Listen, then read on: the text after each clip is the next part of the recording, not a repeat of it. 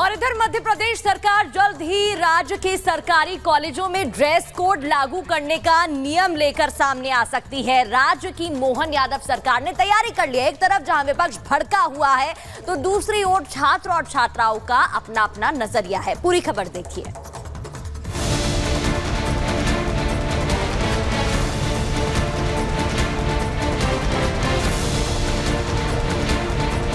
आप किसी संस्था में जा रहे हैं तो आपको संस्था के जो नियम बनाए गए हैं पहले से उन्हीं के अकॉर्डिंग आपको वहाँ काम करना चाहिए कि अगर सिविल कोड लग रहा है तो लगे, लेकिन हिंदुस्तान के इंस्टीट्यूशन में ये भी है कि आप अपने मजहब का जो भी है वो फॉलो करें।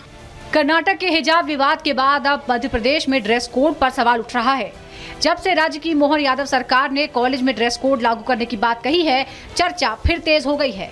मोहन सरकार ने समान यूनिफॉर्म या ड्रेस कोड को लेकर बड़ा फैसला लिया है, जिसके मुताबिक राज्य के सभी सरकारी कॉलेजों में छात्रों के लिए समान यूनिफॉर्म कोड लागू होगा। यानी साफ है कि अब छात्र छात्राओं को निर्धारित यूनिफॉर्म में ही कॉलेज आना होगा। मध्य प्रदेश सरकार सरकारी कॉलेजों में ड्रेस कोड लागू करने वाली है। इसके लिए निर्णायक फैसले भी लिए जा चुके हैं और ऐसी उम्मीद जताई जा रही है कि 14 जुलाई से पीएम कॉलेज ऑफ एक्सीलेंस जो हैं उनसे इसकी शुरुआत की जाएगी।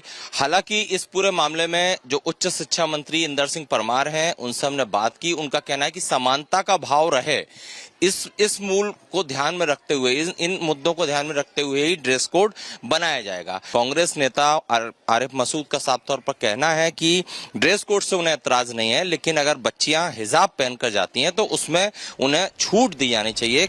राज्य के उच्च शिक्षा मंत्री इंदर सिंह परमार ने इसकी घोषणा की और बताया कि कॉलेज में समानता का भाव लाने के लिए ड्रेस कोड की शुरुआत की जा रही है और ये 14 जुलाई से सरकारी कॉलेजों में लागू होगा। सभी हमारे कॉलेजों में ड्रेस कोड लागू करना चाहिए। उससे समानता की भावना आती है, अनुशासन आता है और कॉलेज की अलग पहचान दिखती है। अब उसको पहले किस पार्टी में करना, तो सुझाव ये आया है कि पहले हम प्रधानमंत्री उत्कृष्टता महाविद्यालय जो स्थापित करने जा रहे हैं 14 तारीख को, जिसको हमारे देश के गृह मंत्री श्रीमान अमित शाह जी शुभारंभ करेंगे, उनमें हम पहले शुरुआत करें। शेष कॉलेजों के लिए हम निर्देश के रूप में एक वातावरण बना करके काम करने वाले हैं। मोहन सरकार के आदेश पर कांग्रेस विधायक और मुस्लिम पर्सनल लॉ बोर्ड के मेंबर आरिफ मसूद ने सवाल उठाए हैं और ड्रेस कोड पर एतराज जताया। फिर एक चीज स्पष्ट करना पड़ेगी कि ये संविधान से चलाना चाहते हैं या खुद की मर्जी से चलाना चाहते हैं। कॉन्स्टिट्यूशनली 29 और 30 हमको राइट्स देता है कि हम अपने रिलीजियस के साथ उसके साथ ड्रेस कोड को अपना सकते हैं। कॉन्स्टिट्यूशन जो दिया हुआ है बाबा साहब का वो बहुत बेहतर है और राय की आवश्यकता नहीं है। ड्रेस कोड लागू करें और उसके साथ प्रोहिबिटेड शब्द हटा दें, उसको ऑप्शनल रखें। अगर कोई रिलीजियस पर्सन अपनी उस ड्रेस कोड के साथ जाना चाहता है तो उसको जाने देना चाहिए। कांग्रेस नेता के ड्रेस कोड के साथ हिजाब शब्द जोड़ने पर रिपब्लिक भारत छात्र छात्राओं के बीच पहुंचा और उनकी राय जानी। ये फैसला अच्छा है, जैसे कि हम इसको कॉलेज के स्टूडेंट है तो लगता है हम ड्रेस पहन के आएंगे तो लगेगा भी कि हाँ हम इस कॉलेज के स्टूडेंट है। ड्रेस कोड लागू होगा तो फिर प्रॉपर होना चाहिए। ऐसा नहीं कि कुछ बच्चे हिसाब में आ रहे हैं, फिर बुरखे में आ रहे हैं, कुछ बच्चे अपने भगवा में आ रहे हैं और कुछ बच्चे स्कूल ड्रेस में आ रहे हैं, कुछ बच्चे कलर में आ रहे हैं। जो भी सिविल कोड लगना चाह रहा है वो लगे, बट हमारे हिजाब पे ऑब्जेक्शन नहीं उठाना चाहिए, क्योंकि हिजाब हमारे लिए बहुत जरूरी है। हिजाब हिंदुस्तान के इंस्टीट्यूशन में ये भी है कि आप अपने मजहब का जो भी है वो फॉलो करें, तो उसमें हमारा हिजाब भी है। ड्रेस कोड लागू होने पर जहां राज्य सरकार का स्टैंड साफ है तो वहीं विपक्ष इसे मुद्दा बनाने में जुटा है। Bureau report, Republic Bharat. और अब बात बिहार की कर लेते हैं। बिहार के सुशासन बाबू यानी नीतीश कुमार के सुर कुछ बदले से नजर आ रहे हैं और सिर्फ बिहार के लोग ही नहीं बल्कि पूरा देश पूछ रहा है कि आखिरकार नीतीश कुमार को हुआ क्या है। एक तरफ पुल धड़ाम करके गिर रहे हैं तो दूसरी तरफ पुल बनवाने के लिए उन्होंने ऐसा कुछ कर दिया जिससे लेकर के चर्चाएं जोरों पर हो रही है।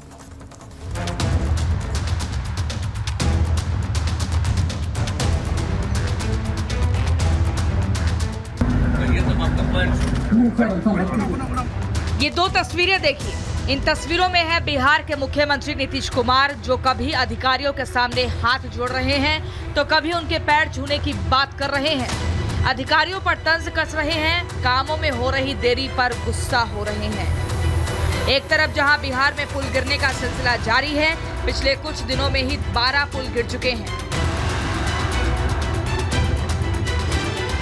तो वहीं दूसरी तरफ मुख्यमंत्री नीतीश कुमार अपने अधिकारियों से ही नया पुल बनाने की गुहार लगा रहे हैं। जिन हाथों से अधिकारियों को निर्देश दिया करते थे उन्हीं अधिकारियों पर तंज कसते हुए हाथ जोड़कर पुल जल्दी बनाने के लिए कह रहे हैं। माइक लगाइए ना, कहाँ का? अरे सामने से सर, हटिए ना। हाँ सामने से। आप नहीं कर रहे हैं, बहुत दिल बातें कहाँ गए? चलिए कुछ बात तो कुछ भी होगा सर, मतलब इसी साल करवा जब कर दीजिएगा तो इतना बढ़िया रहेगा कि लोग यहाँ समझ जाएगा। अब रास्ते में थोड़ा दिक्कत जाएगा, ठीक नहीं। लगातार गिरते पुलों से सरकार की छवि पर असर पड़ रहा है। विपक्ष भ्रष्टाचार के आरोप लगा रहा है, जनता में आक्रोश है। साफ दिख रहा है कि नीतीश कुमार चिंतित हैं। अधिकारियों को आदेश दिए जा रहे हैं, लेकिन शायद उस तेजी से काम नहीं हो रहा जिस तेजी से नीतीश कुमार चाह रहे हैं। इससे पहले 4 जुलाई को भी कुछ ऐसी ही तस्वीर सामने आई थी, जब नीतीश कुमार ने भूमि सर्वेक्षण को लेकर अधिकारियों के सामने हाथ जोड़ दिए थे और जुलाई 2025 से पहले सर्वेक्षण को पूरा कराने के लिए कहा था।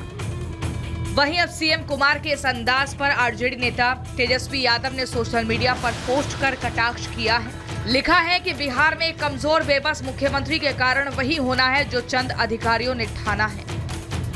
दरअसल जिस एक्शन में नीतीश कुमार दिख रहे हैं उसे देखकर ऐसा लगता है कि नीतीश कुमार की नजर जुलाई 2025 में होने वाले विधानसभा चुनाव पर है। नीतीश कुमार को लग रहा है कि कामों में हो रही देरी और लगातार गिरते पुल का खामियाजा उन्हें विधानसभा चुनावों में उठाना पड़ सकता है। इसीलिए नीतीश कुमार अब अलग अलग अंदाज में दिखाई दे रहे हैं। Bureau report, Republic Bharat.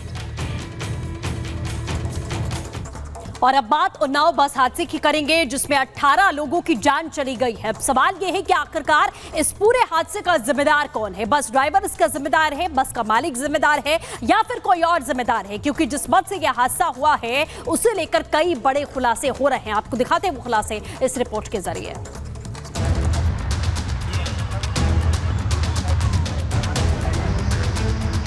और हम स्वयं भी वहाँ पर एसडीएम के साथ पहुँचे। जो घायल थे उनको रेस्क्यू करा के जो है तुरंत तत्काल भेजा गया, सीएचसी अस्पताल इलाज कराया गया। फर्स्ट एड के बाद उनको जिला अस्पताल रेफर किया। सर देखिए, हम लोग तो तब कोई सोए हुए थे, अब नींद में हुआ या क्या हुआ है वो किसी को पता नहीं है। अचानक से आवाज़ हुई, फिर देखे एक बार खड़कम मच गया।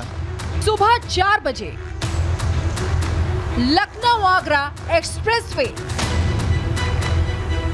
18 मौत। बस के उड़े परखच्चे, बिखरा सामान, यहां वहां फैले जूते चप्पल। ये तस्वीरें बड़ी अनहोनी की गवाही दे रही हैं, सुना रही हैं बड़े हादसे की दास्तान। वो हादसा जिसने कई परिवार में कोहराम मचा दिया, कई घरों के चिरागों को बुझा दिया। रोजी रोटी की तलाश में परिवार की दुश्वारियों और मजबूरी को खत्म करने के लिए जो अपने घर से दूर निकले थे, उन्हें क्या पता था कि कुछ ही किलोमीटर दूर मौत उनका इंतजार कर रही थी। जो सफर के दौरान नींद में भविष्य का सपना देख रहे थे, उन्हें क्या पता था कि आगे काल उनका रास्ता रोक कर खड़ा है। सर देखिए, हम लोग तो तब कोई सोए हुए थे, अब नींद में हुआ या क्या हुआ है वो किसी को पता नहीं है। वो जब एकदम से गाड़ी लड़ी, जब हाथ शोरगुल हुए, फिर लोगों ने भागना चालू किया उसमें से। अचानक से आवाज़ हुई, फिर देखे एक बार हड़कम मच गया। काफी जोर से आवाज़ हुआ और हड़कम मच। आपको चोट नहीं है? थोड़ा बहुत लगी है बस। नॉर्मल सो रहे थे क्या? नहीं, बीच में थे, उधर साइड में, कोने में थे, दूसरे साइड में थे। मतलब पूरी तरह से सेफ थे। गिरे हुए से बाहर निकल गए हम लोग। निकलने के बाद में हाँ, बच्चे सब थे, धीरे धीरे मदद आप कर पाए? बहुत बच्चे को निकाले उसमें से, जो भी घायल था, तो बच्चे भी थे। उनकी मदद आपने किया? जी सर। उत्तर प्रदेश के उन्नाव में तड़के एक दर्दनाक हादसा हुआ। बिहार से आ रही एक double decker bus Lucknow Agra expressway पर दुर्घटना का शिकार हुई। बताया जा रहा है कि तेज रफ्तार बस एक दूध के टैंकर से टकराती हुई आगे जा पलटी, जिसमें टैंकर ड्राइवर समेत 18 से ज्यादा लोगों की मौत हो गई, जबकि 19 से ज्यादा घायल हुए हैं। एक बस जो है वो दूध से भरे हुए टैंकर में जा भिड़ा और उसके बाद लगभग एक दर्जन से ज़्यादा लोगों की मौत हुई और लगभग 2 दर्जन के करीब लोग घायल हुए हैं, जिनका इलाज लखनऊ और उन्नाव में चल रहा है। कुल मिलाकर जो घायल हैं उनको बचाने का काम शुरू है, उनका इलाज भी हो रहा है हॉस्पिटल में। लेकिन जिन लोगों ने अपने जान को गंवाया है उसके लिए मुख्यमंत्री योगी आदित्यनाथ ने दुख भी व्यक्त किया है और कहा है कि घायलों का समुचित तत्काल प्रभाव से उपचार किया जाए। कानपुर के भी सभी हॉस्पिटल्स जो टर्सरी केयर के हैं उनको भी अलर्ट मोड पर रखा गया है। जैसे ही घायल पहुंचे उनको उच्च कोटि की चिकित्सा व्यवस्था मिले। इसके साथ ही ज़्यादातर जो इंजर्ड लोग हैं और दुर्घटना से संबंधित लोग हैं बिहार के हैं, तो बिहार की सरकार से भी हम लोग संपर्क में हैं। अब ये पूरे घटना के कारणों की जांच के बाद हम कह पाएंगे, लेकिन अभी तत्काल ये है कि घायल जो हैं उनको हम तत्काल उच्च कोटि की चिकित्सा व्यवस्था उपलब्ध कराएं, ये हमारी जिम्मेदारी है। हादसे की भयावहता को इसी से समझा जा सकता है कि एक्सीडेंट के तुरंत बाद एक्सप्रेसवे पर शवों का अंबार लग गया। 14 लोगों की मौके पर ही मौत हो गई। पुलिस मौके पर पहुंची, घायलों को अस्पताल ले जाया गया। और हम स्वयं भी वहां पर एसडीएम के साथ पहुंचे और तत्काल जो घायल थे उनको रेस्क्यू करा के जो यूपीडा की एम्बुलेंस है, हमारी बांगरमऊ की एम्बुलेंस है, उसके साथ जो है तुरंत तत्काल भेजा गया। सीएचसी अस्पताल इलाज कराया गया। फर्स्ट एड के बाद उनको जिला अस्पताल रेफर किया गया। इसके आगे एक टैंकर जा रहा था, पीछे से बस द्वारा टक्कर मारा गया जी, जिसमें लगभग 18 लोग मृत्यु हुई और 19 लोग घायल हुए। घायलों को डिस्ट्रिक्ट हॉस्पिटल उन्नाव रेफर कर दिया गया। कुछ लोगों को लखनऊ भेजा गया है क्या सर इलाज के लिए? और मैं तो अभी यहीं पर हूँ। एक्सीडेंट जहाँ पर हुआ है और जो सवारियाँ बची हुई थी उनको खाने पीने की व्यवस्था एसडीएम साहब और सीओ साहब और हम लोगों द्वारा किया गया। हादसे को लेकर पुलिस की शुरुआती जांच में जो खुलासा हुआ है उसके मुताबिक बस का नंबर महोबा का UP95 T4720 है, जो लोडर के नाम पर रजिस्टर्ड है। जिस बस से हादसा हुआ वो बिहार से दिल्ली के बीच बिना रजिस्ट्रेशन चल रही थी। बचने के लिए लोडर का नंबर बस पर लगाया गया था। अभी तो प्रारंभिक जांच में एक खुलासा हुआ है। जैसे जैसे जांच आगे बढ़ेगी वैसे वैसे इस दर्दनाक हादसे के कई और पहलू और असली जिम्मेदार भी सामने आएंगे। Bureau report, Republic Bharat.